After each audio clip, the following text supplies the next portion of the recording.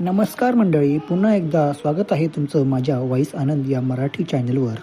तर चला जाणून घेऊ आजचे हवामान. त्याआधी चॅनलवर नवीन असाल तर सबस्क्राईब करायला विसरू नका. तर चला जाणून घेऊ आजचे हवामान. नोव्हेंबरच्या पहिल्या आठवड्यात कसे असेल राज्यातील हवामान. पहिल्या आठवड्यात कसे असेल राज्यातील हवामान. मध्यपूर्व अरबी समुद्रावर सध्या कमी दाबाचे क्षेत्र तयार झाले आहे.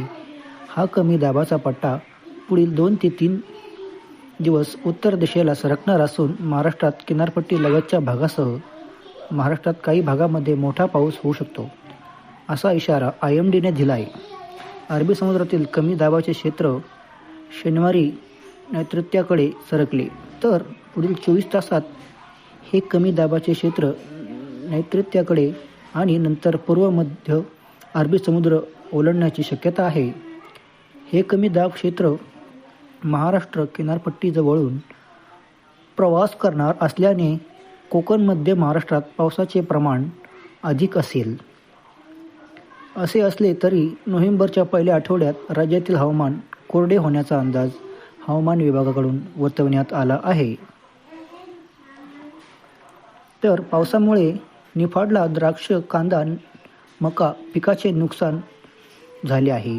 निफाड तालुक्यातील गेली 2 ते 3 दिवस रात्रभर सुरू राहिलेल्या बेमोसमी पावसाने द्राक्ष, कांदा, मका पिकाचे मोठे नुकसान झाले आहे. द्राक्ष पिका रोगापासून वाचवण्यासाठी शेतकऱ्याची सकाळपासूनच चिखल तुडवत फवारणीसाठी लगबग सुरू झाली आहे.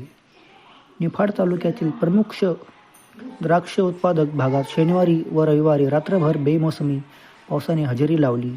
या अवकाळी पावसाचा सर्वाधिक फटका द्राक्ष शेतीला बसला आहे. द्राक्षमाल हा अवकाळीच्या तडाख्यात सापडला असून रोगापासून बचाव करण्यासाठी शेतकऱ्याची सकाळपासूनच फवारणी करण्यासाठी लगबग सुरू झाली आहे. फवारणीसाठी ट्रॅक्टरला पाणी व चिखलाचा मोठा अडसर ठरत आहे. द्राक्ष फवारणीचा खर्च मोठा असल्याने द्राक्ष उत्पादक शेतकरी चिंतेत आहे.